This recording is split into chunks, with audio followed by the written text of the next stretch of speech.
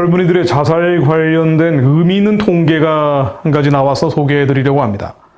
7월 16일 미국 MBC 뉴스 등에 보도된 내용인데요. 미국의 자살 예방 비영리 단체인 트레버 프로젝트라는 곳이 지난해 12월 2일부터 올해 3월 31일까지 미국에 거주하는 13세에서 24세 성소수자 4만 명을 대상으로 2020년 전국 청소년 청년 정신건강 조사를 실시한 결과입니다. 이 결과에 따르면 미국 내 동성애자, 양성애자 등의 청년 40%가 지난 한 해 동안 자살을 심각하게 고려한 적이 있는 것으로 나타났습니다. 조사 결과에 따르면 여성 동성애자인 레즈비언, 남성 동성애자인 게이, 양성애자인 바이섹슈얼, 성전환자 트랜스젠더, 퀴어 청소년 대다수가 불안장애와 우울증을 보이는 것으로 나타났다고 합니다. 구체적으로 보면 68%는 불안장애 증세를, 55%는 우울증 증세를, 48%는 자해를 시도했다고 합니다. 심지어 40%는 지난 1년 동안 자살 기도를 진지하게 고려했고 15%는 실제로 자살을 시도했다고 합니다. 15%가 말이죠. 우리나라에도 비슷한 연구 결과가 있죠. 2014년 통계청 사회조사 보고서를 보면 우리나라 13살 이상 인구의 6.8%가 지난 1년 동안 한 번이라도 자살하고 싶다는 생각을 했다고 답을 했는데요. 반면에 같은 해 서울대에서 조사된 연구 결과에 따르면 남성, 여성, 동성애자를 비롯한 성소수자 가운데 66.8%가 그런 충동에 시달리고 있다라고 나타났습니다. 이 연구 결과는 2014년 8월, 9월 사이에 548명을 온라인으로 설문조사한 서울대 석사 논문인데요. 이 모집단 결과를 보면 남성이 72.3%, 여성이 27.75%로 여성 동성애자보다 남성 동성애자는 훨씬 더 자살 충동이 높은 것으로 나타났습니다. 국내의 연구 결과에 따르면 동성애자들의 자살 성향이 일반인들보다 훨씬 높다는 것을 말해주고 있습니다. 이 결과에 대해서 해석은 갈리고 있는데요. 이른바 진보 좌파 진영은 사회적 차별의 결과이기 때문에 동성애자들의 자살을 막기 위해서라도 동성애 차별금지법 제정을 해야 된다고 주장을 하죠. 반면에 성경은 정반대의 해석을 하고 있습니다. 동성애에 대해서 죄라고 명확하게 규정하고 이것은 구약이든 신약이든 마찬가지라고 명정하고 있죠. 예컨대 레위기 18장 22절로 너는 여자와 교합함 같이 남자와 교합하지 말라. 이는 가증한 일이니라. 죄라고 명확하게 규정하고 있습니다. 신약에서도 마찬가지인데요. 고린도전서 6장 90절로 불의한 자가 하나님의 나라를 유업으로 받지 못할 줄을 알지 못하느냐. 미혹을 받지 말라. 음란하는 자나 우상숭배자나 간음하는 자나 탐색하는 자나 남색하는 자. 동성애를 가리키는 것이죠. 도적이나 탐남하는 자나 술 취하는 자나 후욕하는 자나 토색하는 자들은 하나님 나라를 유업으로 받지 못하리라. 이 밖에도 숱한 성경 구절들이 동성애는 성경적인 죄다라고 명확하게 표현하고 있습니다.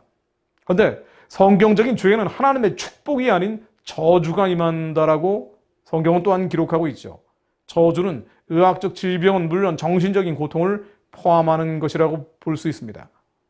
신명기 28장 15절로 네가 만일 내 하나님 여호와의 말씀을 순종하지 아니하여 내가 오늘 네게 명령하는 그의 모든 명령과 규례를 지켜 행하지 아니하면 이 모든 저주가 내게 임하며 내게 이를 것이니 하나님이 하지 말라고 하는 것을 했을 때 저주가 임한다라는 말씀이죠. 신명기 28장 20절로 내가 악을 행하여 그를 잊어버림으로 내 손으로 하는 모든 일에 여호와께서 저주와 혼란과 책망을 내리사 망하며 속히 파멸하게 하실 것이며 여호와께서 내 몸에 연병이 들게 하사 내가 들어가 차지할 땅에서 마침내 너를 멸하실 것이며 여호와께서 폐병과 열병과 염증과 학질과 한재와 풍재와 썩는 재앙으로 너를 치시리니 이 재앙들이 너를 따라서 너를 진멸하게 할 것이라. 악을 행할 때 하나님의 율법과 계명을 어길 때 저주가 임한다는 말씀입니다. 신명기 11장 26절로 내가 오늘 볶아 저주를 너희 앞에 두나니 너희가 말해 내가 오늘 너희에게 명하는 너희의 하나님 여호와의 명령을 들으면 복이 될 것이요 하나님의 율법과 명령을 들으면 복이 될 것이라는 말씀입니다. 자, 그러나 너희가 만일 내가 오늘 너희에게 명령하는 도에서 돌이켜 떠나 너희 하나님 여호와의 명령을 듣지 아니하고 본래 알지 못하던 다른 신들을 따르면 저주를 받으리라. 복과 저주가 있는데 하나님의 말씀을 들으면 복이 임하고 그렇지 않으면 저주가 임한다는 말씀입니다. 동성애의 문제점에 대해서 비판하는 것이 동성애자들의 자살을 부추길 수 있으므로 차별금지법을 만들어야 한다면, 만약 그 논리대로라면 성경 자체가 없어져야 합니다. 성경은 명확하게 동성애는 죄이며 죄에 대해서는 저주가 임한다고 규정하고 있기 때문입니다. 사탄은 성경적 가치를 없애는 것이 목표겠죠. 그렇다면 차별금지법 제정이 갖는 영적인 의미가 무엇인지 복음적 기독교인들은 깨달을 수 있을 것입니다. 차별금지법이 만들어져서 말씀에 기초한 축복과 저주에 대한 선포 자체가 불가능해진다면 더 많은 다음 세대는 죽음을 생각하며 살아가게 될 것입니다. 기도하며 마무리합니다. 기도 외에는 다른 이유로 이런 일들이 막아질 수 없습니다. 하나님, 주님께서 복과 저주를 우리 앞에 두시고 하나님 여호와의 명령을 들으면 복이 될 것이요. 너희가 만일 내가 오늘 너희에게 명령하는 도에서 돌이켜 다른 신들을 따르면 저주를 받을 것이라 말씀하신 것처럼 한국 교회가, 기독교인들이 저주가 아닌 축복의 선택을 하게 하시고 저주가 아닌 축복의 나라를 유지할 수 있도록 승리의 기름을 부어주옵소서. 분별의 기름을 부어주옵소서. 지금 차별금지법 제정을 두고 한국교회가 여러 가지 어려움을 겪고 있음을 주님 다 알고 계시오니 이 시험을 능히 이길 수 있는 담대한 능력을 허락하여 주시고 무엇보다 이 세대를 본받지 말고 마음을 새롭게 함으로 변화를 받아 하나님의 선하고 기쁘고 온전하신 뜻이 어디에 있는지 분별할 수 있는 지혜의 영과 계시의 신을 부어주옵소서.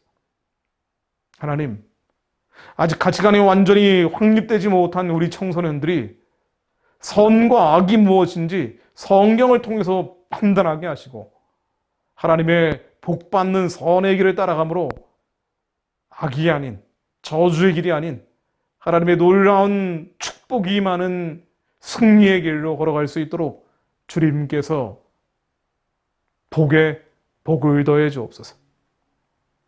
예수 그리스도 이름으로 기도했습니다. 아멘.